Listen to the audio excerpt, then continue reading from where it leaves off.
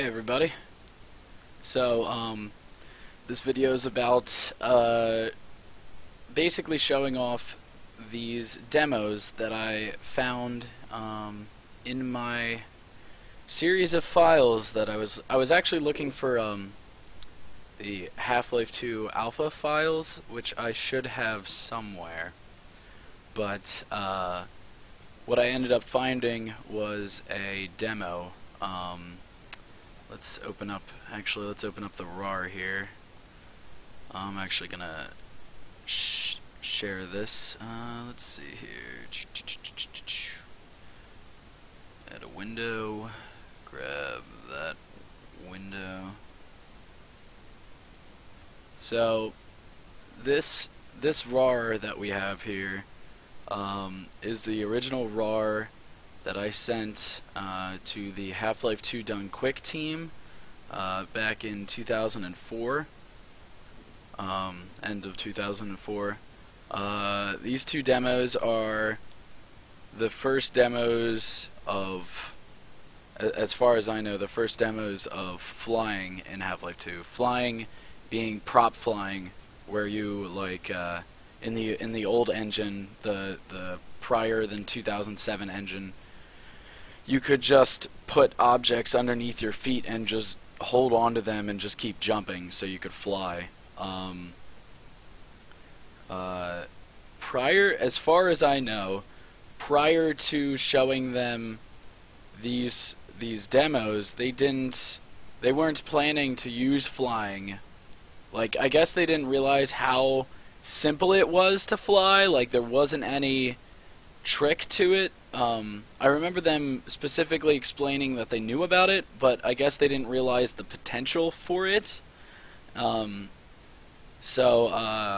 was like, hey guys, you know you can just fly, right? You could just fly anywhere over everything, right? And then they're like, wow, yeah, I didn't realize it was that simple. So I basically made these demos and sent these to them, and then after that they substantially investigated flying and went into great lengths to find places in the game and different objects you can do it with, and yada yada yada. Became a very highly integrated part of that original Half-Life 2 Done Quick speedrun. But I even had this little README here. Let's show this. README. So a little README that I wrote back then. It's just how to fly in Half-Life 2. Grab a flattish rectangular object with your use key. The best objects for this are wooden crates. Look down on it. Begin to run forward. Hit the jump button many times. It'll begin to take flight, and you'll be above the ground. You can navigate by simply moving the mouse and looking in that direction, but still looking down at the object. Master to do this in Half-Life 2. Master how to do this to be a Half-Life 2 speedrun god, and then have fun. And there's my information. This is back when AOL Instant Messenger was still a prevalent messaging service that many people used. This is back when I only went by transgenic. My only handle for a long time was just transgenic. So yeah, there's that. I only started going by demonstrate or demonstrate, whichever you prefer. I think in 2005. So this would have been a year before that. I remember making that handle, yeah, senior year in high school. So yeah, this was prior to that, which is awesome. So yeah, these are back from 2004. So I'm going to show those off now. Basically, I had to find an old version of the game engine. This is version 2455 of the engine, so it's really old. Like, usually The oldest version you'll find is 2707. That's a prevalently old version. But I don't remember the command to show version information. But I know these, after having some help from the Source Runs team, these demos will only play in the 2455 version. So they helped me get some files together to show that, to be able to, you know, play these demos and show them off. First demo is quite long. It's almost 5 minutes. The demo after that is very short. I can't remember, like 30 seconds to a minute. So I'm just going to let those play and just show them off. So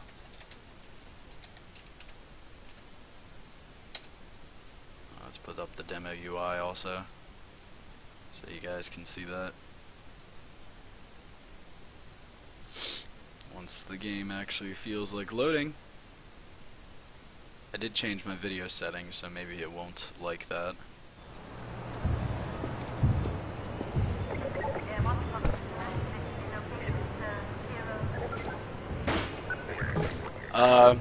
So one thing you'll notice is that the frame rate of my actual game's really high, but the frame rate of the demos is very low because back then I didn't have a good computer.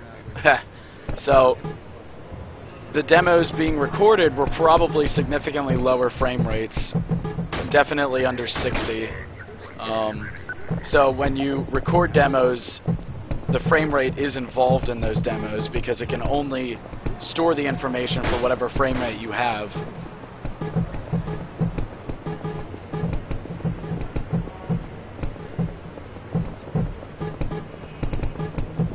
I haven't watched through this whole demo until right now, so I only watched the start of each of them just to make sure they played.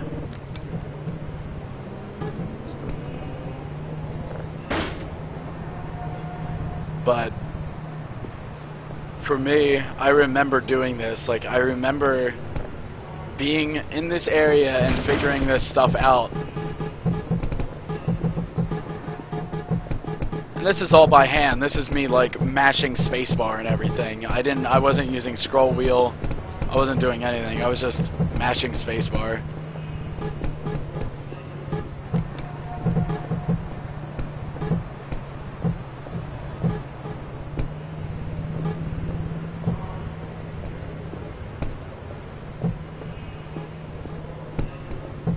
And I remember I tested a few different objects. And I found, in my testing, I found that it was easiest to use these big wooden pallets. Like, as you saw a second ago, I was able to literally nearly just stand in midair on it, like barely even jumping, like just jumping very, very slowly. And this is legitimately how the old engine worked with physics. Like, it was nuts for, like, this substantial of a game to find out that you can do something this ridiculous in it. But, back then, there weren't other games like this that had, like, physics like this. They didn't exist.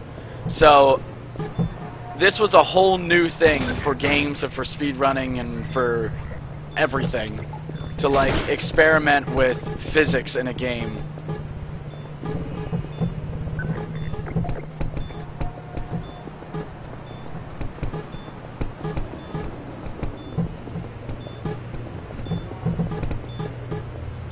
After finding this in Half-Life 2, a couple of years later, Quake 4 came out, and I also found a similar kind of flying in that game. There's near the start of the game, there's a helmet on the ground. And if you just rocked, you didn't have to like interact with it, like grab it like this. But if you just stood on the helmet and just rocked it back and forth using your body, it would start to go up in the air, and then you could just fly using it. So I don't remember if that was ever used in a speedrun. Seems fit to suggest our reproductive cycle. Sincerely, a concerned citizen.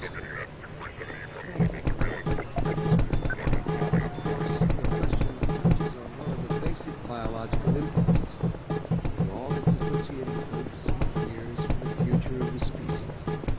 As you can see, most of this demo is just exploring the areas and showing off different places that you could go out of bounds and other things like that.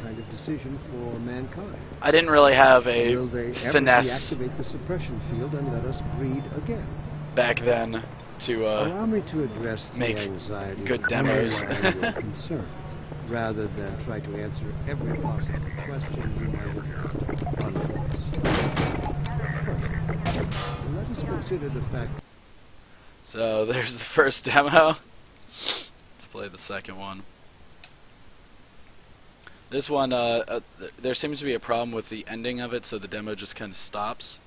But it still plays up until that point. You see in the demo UI, it's a little messed up. So this is earlier in the game. The reason I make the two demos, this one to show that you could do this at the very start of the game using flying. So something that's done in the TSA run that they're making, that Source Runs is making, they're able to get over this ceiling up here because there's a very, very tiny gap. But back then, I didn't know that. Like, I thought it was just a solid wall. I wasn't looking at, I wasn't using commands to look at clip brushes and other things. So, the point of me showing this is that it's harder to use this object, but it was still possible to use it. So, yep. So it just ends at failed to load. I don't know. It just stops playing at some point. Demo playback finish. Yeah. So yeah, I just wanted to show those off because they're a relic of the past, I guess. I hope to find other similar types of glitches with this new homemade physics engine that Valve has created for Source 2 and obviously going to be part of Half-Life 3. So I'll be spending a substantial amount of time playing around with that physics engine and with that whole game in general. So still eagerly awaiting that after 10 years or so.